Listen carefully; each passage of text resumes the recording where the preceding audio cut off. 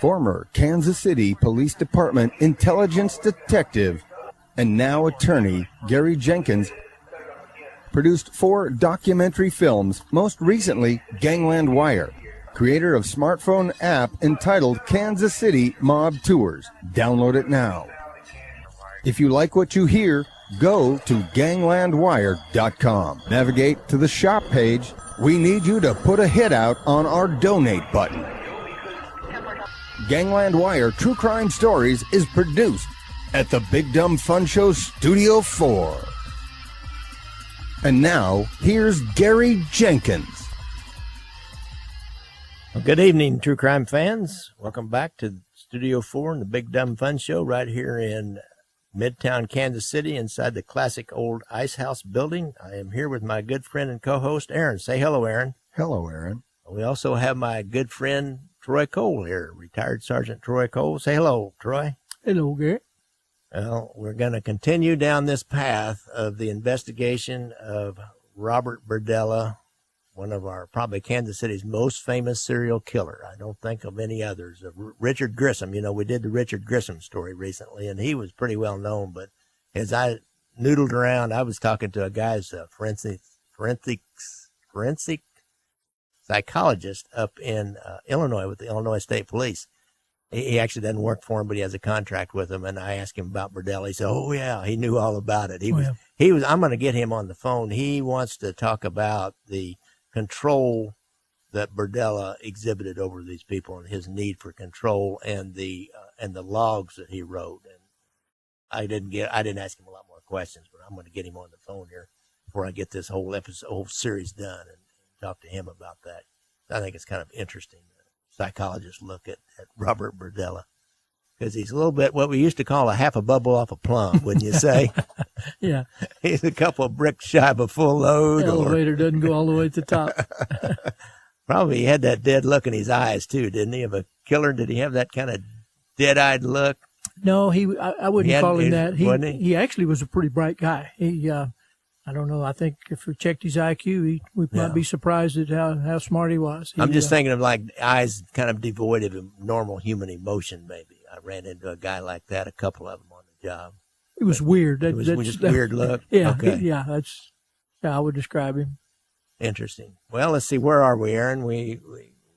Well, so we're basically at the beginning of April, and Troy Cole, as the sergeant of the homicide squad, had entered Bob Berdella's house, and they searched the house. They found evidence to hold Bob for the sodomy charge and an additional evidence that brought him into question for murder.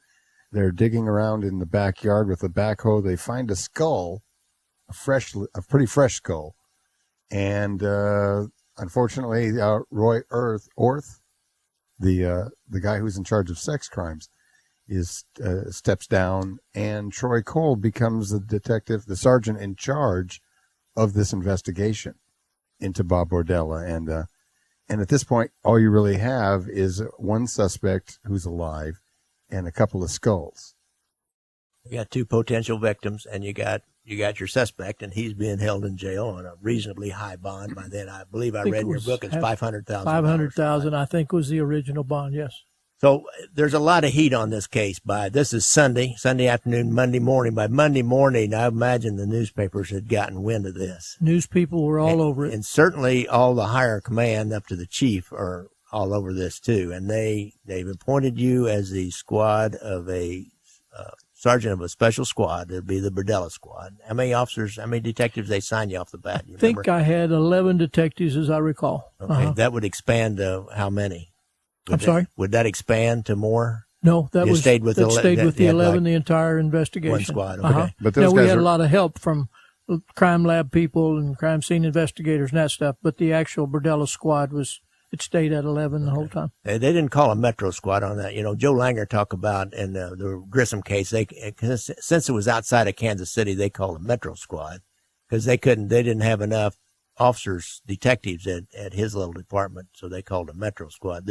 Kansas City, we don't usually call Metro squads for our own cases. I don't recall ever calling one for a Kansas City case. If there probably has been, but not that I recall. We're considered a big enough department. We should be able to handle our own. I think so. It was probably looked at, yeah. So you guys were working out of headquarters and bringing some of this. Did you bring all this evidence that you'd gathered up at the crime scene back down to the? No, it all wasn't hardly enough room down there. No, we didn't bring homicide offices. The only thing we brought was we brought some of the paperwork, but most of the stuff went to the crime lab, including the Polaroids. Polaroids went to the crime lab also, and the crime lab later converted them into like 8x10, where we could have nicer, big copies to use to show to potential victims and suspects and people who could help us identify all these unknown people that were featured in the Polaroids. But yeah, they wound up turning them all into 8x10 glossies. So did you work out of what we call the show-up room? We started out in the show-up room. Turned out to be a nightmare. Every detective and police officer in the Kansas City Police Department wanted to come back and look at the photos. Word gets around fast. These were the photos of the kids that are being tortured and held hostage. Yeah, these were the photos that we had recovered from underneath the mattress in the house. And, they were pretty graphic, extremely graphic, I guess would be a better way. These are the ones with the cucumbers and the carrots sticking out of butts and things like that. Yeah, piano wires, people being gagged with piano wires and so forth. Yeah, there's some of those pictures are in your book. Be quite, if I remember right. Yeah. And they're out online there too, folks. So you guys want to go look at these pictures? You just Google Bob Berdella. Yeah. I don't know who snagged them. They probably just copied them out of your book because they had to come out of the police file, didn't they? Yeah. All those pictures had to come out of the police file. And a lot of that they haven't really released, have they? The file? Yeah. Oh, it's there somewhere in archives. It's got to be down there somewhere. Well, I don't know. Maybe 30 years later, it's not. I really don't know. I heard some of them got thrown away accidentally down there. I don't know. I didn't ask for this file. I had enough online. I had you and got a couple other people that I didn't really need to go back and read the reports and do all that kind of thing. Anyhow, so you've got people interfering with your investigation. Yeah, we're in the show up room, which is the lineup room, and basically they were back there just making comments and looking at the photos, which really impeded our investigative So what'd you do? Well, I went to the colonel and asked for a new location, and he found us an empty room up on, I think it was the 3rd floor, police headquarters. But it turned out that wasn't very good either. It was right next to where the media operated out of. The Kansas City Star had reporters in there and paper-thin walls, so it was hard to have a confidential conversation with detectives, so that didn't work. I bet the newspapers and the local TV people were all over this. I bet they were firing your phone up and trying to talk to every detective, every policeman they knew that might know something, weren't they? Yeah, everybody wanted the scoop. And but anyway, we stayed up there for, I don't know, maybe 1 or 2 days, and Colonel Jenkins finally got us a place out at 1328 Agnes, which is a satellite location for the police department. And I think the traffic unit was out there. Traffic unit was out there. Credit union and a couple other things. But that's where we wound up doing the bulk of the investigation. You're away from headquarters. Away from headquarters by a few blocks. And it took a few days for people to even figure out where we were out there. But a lot more privacy, and we got a lot more work done once we got to that location. Well, I mean, over the course of these days from, say, the Monday, Tuesday, Wednesday, Thursday, as you're kind of getting yourself situated with some working space, are they not continuing the, what you call, they're going through the house and still looking for additional evidence? And yes, we had people assigned to the house 24 hours a day, basically. You had a bunch of, as you had said in the earlier episode, you had a bunch of cadets, essentially. And I thought, wasn't David Starbuck one of those cadets? Or was it? I think he was. Said he had to go out and dig around. He was in the academy and went out and dug. Really? I forgot about that. Dug around in the backyard of Bob Berdella's house. Yeah, he was. I couldn't tell you who any of the that would have been about right. Recruits were. 1988. He could have been in the academy. Yeah, I think so. I have a hard time remembering because I knew him when he was in fingerprint ID for several years before he came on the job as a regular policeman. But anyhow, I think he did say that he was coming out. Well, it took a few days, 3 or 4 as I recall, to go through the yard. And again, to make a long story short, we didn't uncover anything else of evidence in the yard. Nothing else out of the yard buried. No. Well, we did find other stuff, but nothing of evidentiary value. We found fruit jars with feathers in them. People thought that was strange, but as far as evidence of crimes, we didn't find anything else. And by then you had all the evidence you would possibly need out of the house. Well, no, actually we had detectives assigned to the house for probably 2 weeks. Still continuing to go through it because there was a journal that comes along. Yeah. When did you find that journal? The journals were, I think they were probably found early on. I don't remember, second or third day probably. But you just didn't know what it meant exactly at first. We had no idea what they meant. Kind of coded and. It was. We later referred to them as the torture logs during the investigation. That's how we classified them. But I think they were found on probably the second or third day. Okay. And they too were hidden somewhere in that massive mess, somewhere in the house. But we had detectives assigned to the house for probably 2 weeks. They would work basically 8-10 hours a day, and then we'd have uniformed officers secure the house at night, keep watch on it, because every time we found something of what we thought was going to be evidence, we'd go to the prosecutor's office, obtain a search warrant for that specific item prior to recovering it. It turned out we had to do that for chainsaws and circular saws and other tools that were later determined to be used in the crime. So I think we wound up executing 19 search warrants during that investigation. Where you had to go back into the house after you... Where we had to go back in and, yes. But actually you were in there, another police procedural kind of a thing, even though you have custody of the house from the original search warrant. I didn't understand that, Gary, and to this day I still don't understand it. If you find something else, then they want you to go back and say, okay, while we were inside this house on this search warrant, which we found this other item that probably is evidence of a crime that we didn't specifically name in the original search warrant. You're the attorney, and why did we have to do that? I don't know. I did not understand that. I've never done criminal law. You kind of have to backtrack and go, well, I need a search warrant for a chainsaw. When in fact, originally the search warrant was for the fact that the victim, Chris, had been sodomized and held captive, and you were really a search warrant based on kind of trying to figure out if that story was true or not. Right, and these all were separate crimes. Yes. An example of the search warrant would be a chainsaw. Steve Worland was going through the house one day. Steve Worland worked as a crime scene investigator, and as it turned out, was, I think, one of the key guys in this investigation. But he saw a chainsaw sitting on the back porch, and he just took out I think they call it a hemastick or something, where he runs it up in there. He thought it looked like there might have been some blood in it, right. And took it back to the lab and tested positive, and so we had to go get a search warrant to recover that chainsaw.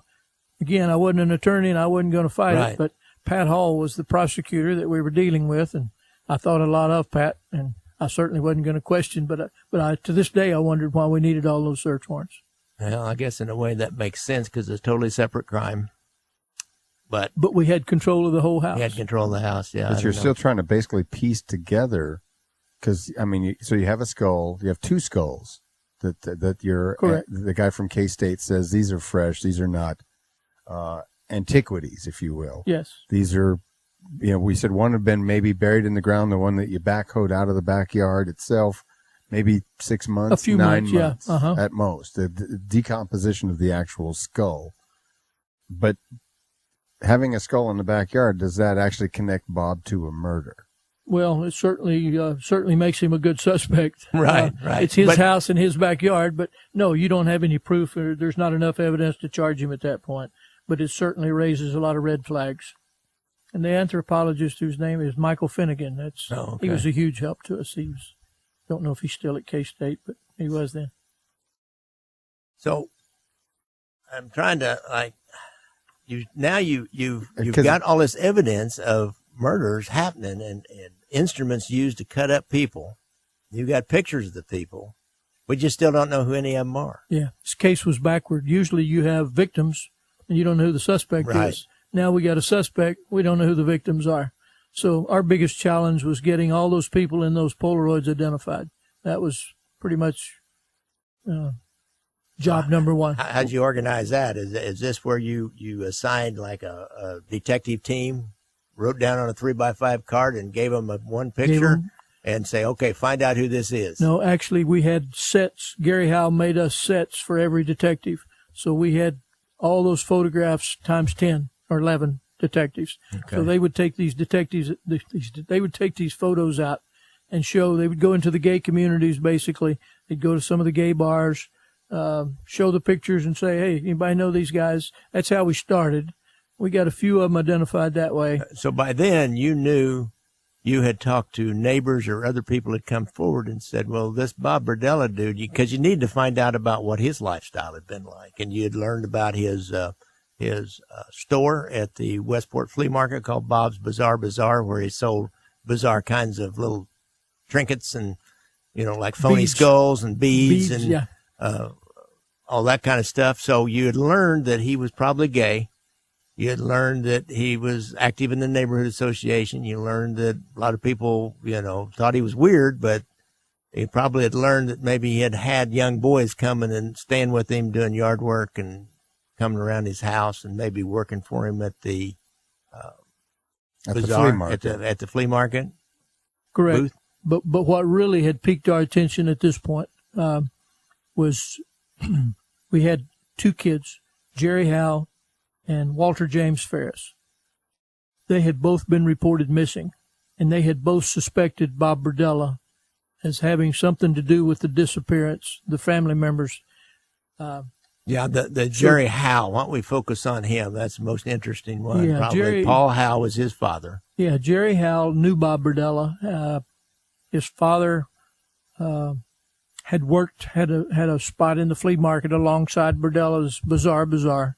And so they knew each other, and Jerry used to hang out there, so Jerry knew Bob Berdella quite well. And as a matter of fact, they had consensual sex in the past, the two of them. They had been acquaintances for a couple of years. Well, then all of a sudden in 1984, Jerry Howe comes up missing. So Paul Howe, his father, he starts going to Berdella, suspecting Berdella. But Berdella's telling him, I don't know what happened to him. I dropped him off at such and such a location on the last day he was seen alive. But I don't know any more than that. But Paul always suspected that Berdella had something to do with his disappearance. Matter of fact, he used to set up surveillance on Berdella's house to see what he was doing. Yeah, it seemed like also he went to Missing Persons Unit and pressured them to start some kind of investigation, which there's another one that, a relative goes to the missing persons section and they demand that a big investigation being launched because they suspect foul play, but yet you've got somebody who has kind of a basically, alternative lifestyle that, may have just decided to go out of town and not told anybody or was a drug addict or whatever.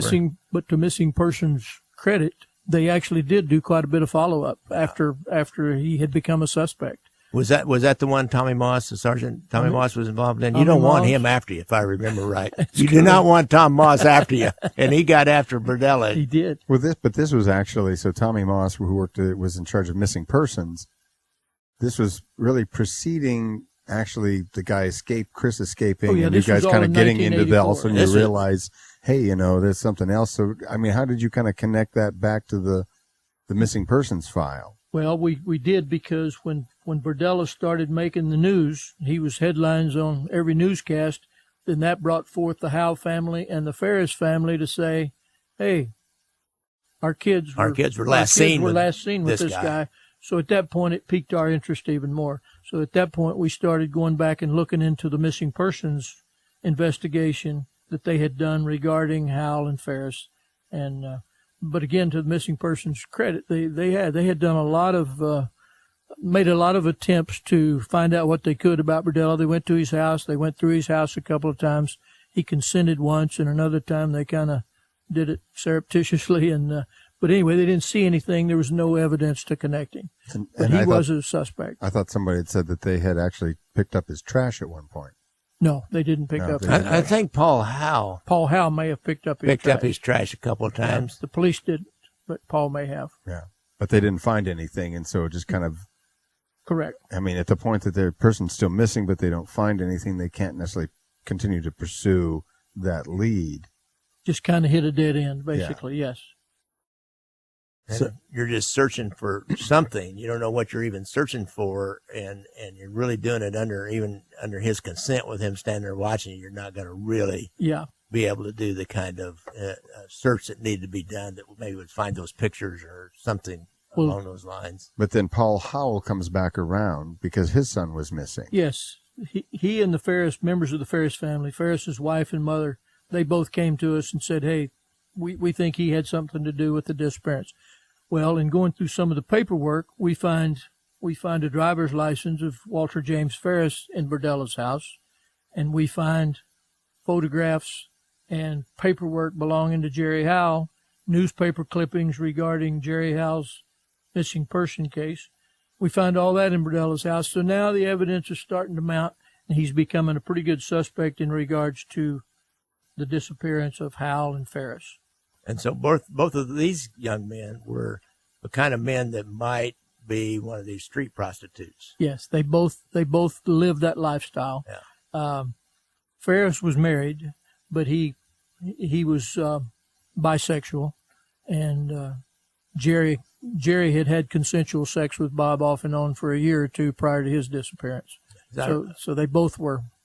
I remember during that time, I guess I was in an intelligence unit, and for some reason they gave me the job to go out and ask around and find out, identify, see if I could identify any men that were going out and cruising these hot spots for these young kids. And I never forget, I lived over in Midtown, and I identified the guy who had a little corner grocery store right around the corner from my house. And I thought, oh, well, now I get it. He'd always have these young men working for him in that grocery store. And there was just something wasn't quite, and he'd tell me these stories about, he knew I was a policeman, and he'd say, well, he said the other night, he said, I picked up this young man downtown, and I was going to give him a ride home, and then he wanted me to take him to a drug house, and I refused to do it. And then he tried to rob me, and he said, I carry a gun. He said, he said, I jumped out, and he said, I fired 3 rounds off up in the air, and he ran off. And I'm thinking, why are you telling me all this? And then it made sense. Right. He jumped out of his own car? He jumped, that guy jumped out of his car. That kid jumped out too. Is that why you came up with the term fruit hustler? Fruit hustler. Well, that's a long time term. Owned a store. No, that's chicken hawk, fruit hustlers. Well, so you really, just the street terms. So what you had was the couple of pieces of physical evidence. You had the photographs. Your detectives went out into the community. 70 and 88. I don't know if the sidekicks and buddies would still be there. The local, gay saloons, if you will, and it was Joe's downtown. Was it Back Joe? then, this is long before those places. It was called Joe's. Joe's downtown. and Midnight Sun were two of the places. Yeah, and so they go out and they're showing these photographs, and probably the people in the gay community, they knew Bob. They probably had seen everything on TV. Correct. Were there people coming forward? No, I don't. Well, we may have gotten some phone calls, but it was we didn't get a lot of cooperation. Let's put it that way. Other than like Paul Howell, who was Jerry's father, and the family of Walter Ferris. Right. His mother and wife both were pretty adamant that Berdella had something to do with it. But there's still actually in the list of victims 4 more people. Yes. What we did at that point, the only 2 people we knew that had been reported missing that might be, that the skull and the head from the backyard might belong to Ferris or Hal. So that was the first thing we did, was to check dental records. Well, turned out it wasn't either one didn't of them. belong to either one of them. So we're back to square one. That was kind of a big disappointment, because we in the squad, we felt like chances are one of them would be either Hal or Ferris. So it was kind of a setback to us at that point. So yeah, because if that skull had been either one of them, then you got him. Then you're on the way. You're on the way. You're on the way to getting him anyway. You still got a bunch of you got unidentified people primarily. Yes. You're still having a hard time connecting him directly to any of these murders. So I guess you continue on trying to identify these young guys. How did that was our biggest? That was the biggest obstacle. Was that, well, after doing that, and once in a while we'd get a lead or a tip that somebody would call and give us a name. We'd run that lead down, and these leads took us all over the country. We wound up sending detectives to Miami and Las Vegas and Omaha, Des Moines, Tulsa. Because these guys are real itinerant. They'll go from one city to the other. They don't spend too much time in one city, but and when they live one place, they won't even have their own address or their own driver's licenses, their own, utility bills or telephone or anything. They live with other people or some kind of a flop house or hotel or something. Boy, that would be tough. It was tough. So anyway, after doing that for a matter, I don't know, we did that for probably 2 or 3 weeks. We decided to crop the photographs to where we would just show the face and put it in the newspaper and on the local news TV. And that generated hundreds and hundreds of phone calls.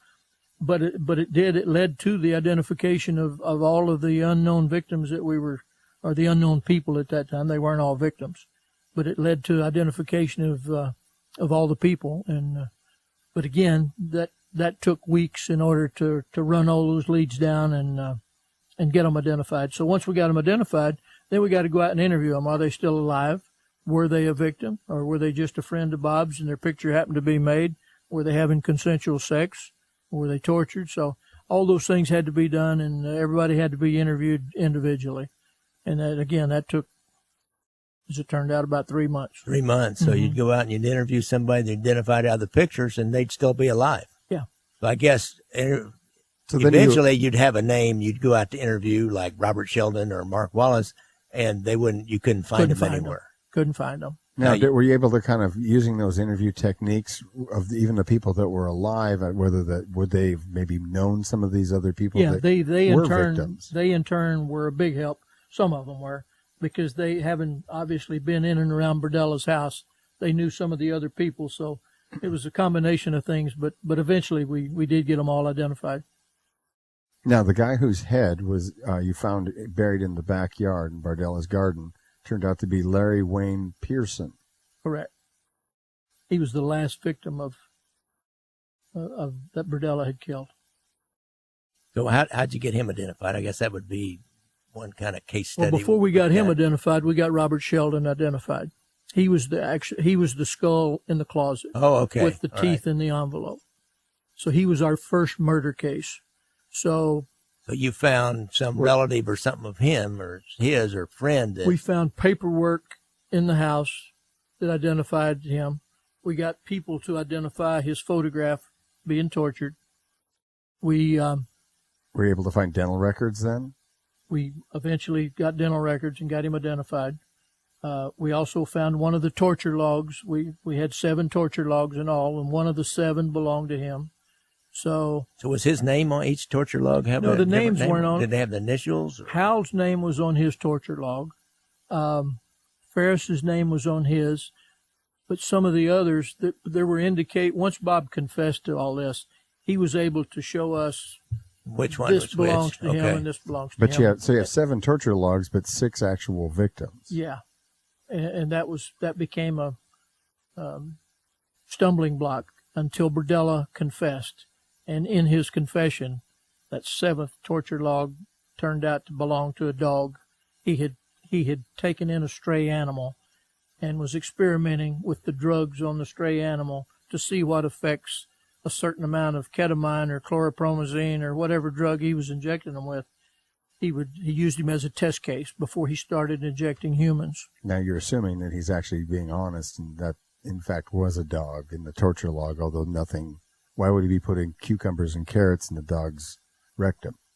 Well, he didn't say he put cucumbers and carrots in the dog. He just experimented with the drugs on the dog. He was just experimenting with the drugs. It makes sense, you know. I'd believe it. It beforehand, so he could get a sense. But again, you're right.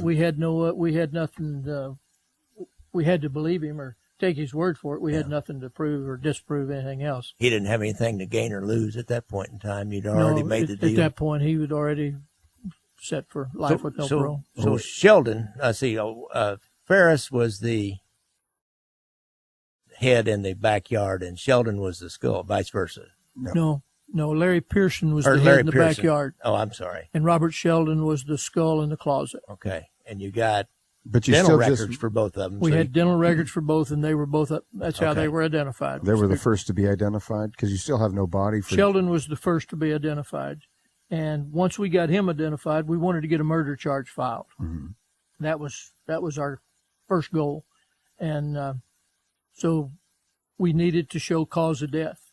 So that became a stumbling block. Yeah, we've got a head in the closet with some teeth pulled out of it in an envelope, but how are we going to prove how did he die what caused his death. You have to have a cause of death, don't you? You have to have a cause of death. So people smarter than me decided maybe we can show that he had too much. He was injected with too much drugs. He was injecting all of his victims with ketamine, chlorpromazine, acepromazine. These are all animal tranquilizers. This is just to sedate them. Yes, to get control of them. And with the torture logs, we could show how much he injected because he took such detailed notes. In other words, he might show 6 cc's of chlorpromazine at such and such a time, and then he would show on the torture log, he would show what reaction the victim had to that. So they thought, well, if we can take the torture log that belongs to Robert Sheldon and show over a period of time how much drugs was injected, have the skull tested to see how much drugs remain in the bone. So that's a real CSI stuff there. So then Took it scientifically, to St. Louis. We took it to a St. Louis lab. Gary Howell again was he was our lead on that, and Gary said there's a lab in St. Louis that I would recommend. So we took Sheldon's skull down there and had them run some tests on it, and they come back and they said, he's got a massive amount, but we can't say that this caused his death. So we're kind of between a rock and a hard place again. Well, it's one more little peg in another peg. Well, but coffin. At the same time, what you really don't want to do is bring forward any evidence that may cause a conflict to getting a murder charge. Like if they came back and said, yeah, it was definitely this concoction of drugs, then you would definitely run forward with it. If in the case where they came back and said, well, he had a massive amount, but we can't say that killed him, don't you kind of back burner that evidence, if you will, and then it's a piece of evidence. It's not it's not the damning evidence. It's not the big one, but it's a piece. And then in addition to that, with the lab, they took the skull and the vertebrae that was with the skull, and they could show that there were saw marks, and that a circular saw that we recovered from Berdella's house matched these saw marks. So, but again, he could have died of natural causes, and then he cut his head off. So, it was one of those tricky things where, and Pat Hall was a great prosecutor, but he was a stickler. He wanted everything in place before he filed a murder charge, and he wants to win a case. Yeah, the last thing you want to do is have. You don't want to blow this one, do you? Yeah. But eventually they did. They went ahead and charged him with the murder of Robert Sheldon.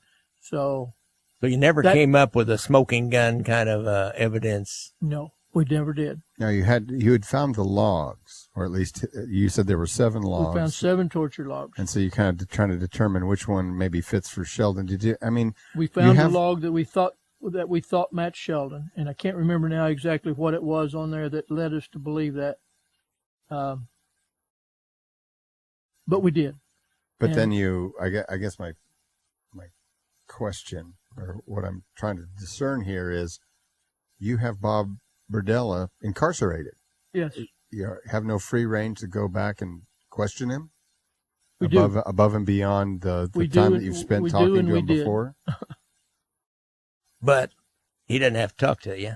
No, he doesn't have to talk to us. But we did. There was an FBI agent who was a criminal profiler, who they brought into the case to assist us, and he thought we should bring Berdella down to our squad room where we were working, and kind of overwhelm him with the evidence. Put up all these big 8x10 blow-ups of pictures of stuff that we had recovered out of his house. Bring him down and put him in that setting, and they thought, well, he'll feel like he's the big man on campus, and maybe he'll confess. Did he call him Mr. Berdella and all that be kind of subservient to him? They did. Trying to make him feel like he's a big shot. They did. Well, he must know something's going on, because, I mean, at this point, if you've been investigating for 3 months or so, beyond when you actually apprehend him and kind of hold him, you have to continue to hold him based on a charge, or be it the sodomy, or you're developing a case for murder. You didn't just let him, you set a high bond, he couldn't make the bond. He must have known that, I mean, you guys are working a case against him. Yeah, he was aware. He was aware of the investigation, and he was still being held on this $500,000, which there's no way he could make that bond. But Although they were a little worried about that. That's a whole other story. They were worried about him selling the house and being able to. He only has to come up with like 10%. Yeah. Right. But if you can get a bondsman, it'll take it too. Yeah, that was another part of it. But he forgot where we were. So where you're basically at is you've got the evidence that you found that this is Robert Sheldon. You have a circular saw that has blood on it that kind of ties it back to that at least Bob Berdella dismembered this body on circumstantial evidence, and as you said, the prosecutor he wants a case he's going to win. Correct. But that was enough. He filed the murder charge. He filed a murder charge. Put a big bond on him then. So when you had Bob in the squad room and you're overwhelming him with evidence, he still didn't say anything. It didn't faze him at all. Basically, after a few minutes, he said, "Fellas," he said, "I've had enough of your games." He said, "Take me back to jail." In so many words, he really had no desire to talk to us. So the profiler wasn't quite as good as a profiler. He didn't profile as good. Apparently, it works better in D.C. It works better in D.C. or on TV CSI maybe it does in real life. Yeah, that's always you guys out there may not understand or know this, but the criminal profile business is gotten very popular. It was kind of a big deal and got a lot of publicity. But yet the guys that go out and work the case, the men and women that go out and are working these cases on the ground and gathering real evidence, they're a little bit disdainful sometimes of these criminal profilers because the criminal profilers come in and act like they know everything, and they don't know beans most of the time, and they come with generic stuff like, well, this was probably a white male. 19 to 25. 19 to 25, and he probably lives in another city. Drives a pickup. Yeah. And say, whoa, look what I did. But they always get an immense amount of publicity. Actually, the guy who was in charge of the criminal profile unit back in Quantico, he was flying from San Francisco back to D.C., and he heard about the case somehow, I'm not sure, and he stopped in Kansas City to lend his expertise, and he wanted to go out to Berdella's house. Somebody drove him out there, and he looked around, and he come up with this in a matter of minutes, what kind of guy Berdella was just by walking through his house. And he told Pat Hall, he said, well, I can testify to this, this, and this. And after he left, Pat didn't think he had any need for him. He didn't call him back to testify. Was not going to make his case. Well, maybe we should take a pause here. Okay. We basically got ID'd for one of what is 6 known victims.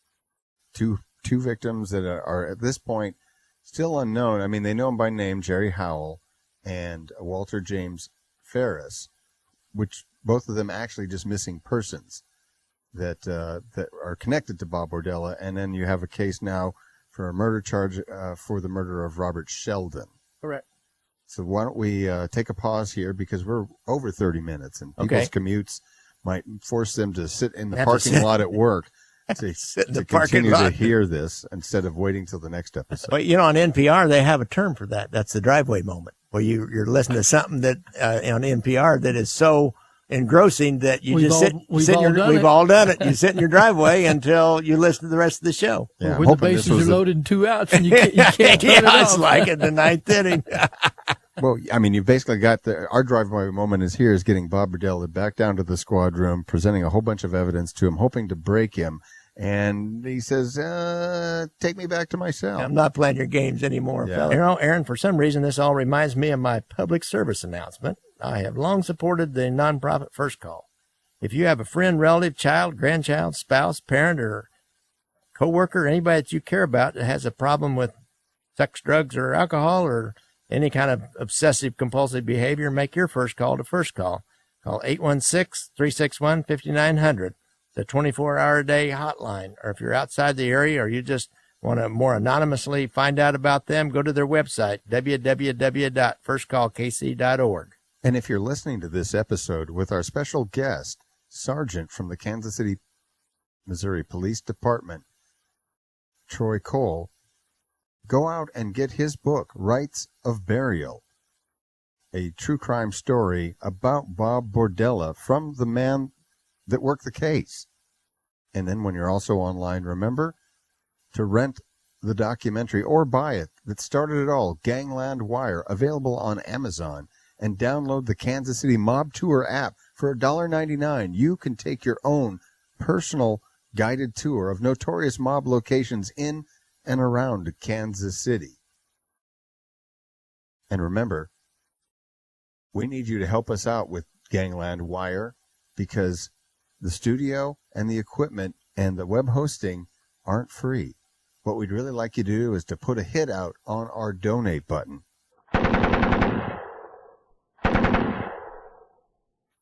Say goodnight, Aaron. Good night, Aaron. Say goodnight, Troy. Good night, Troy.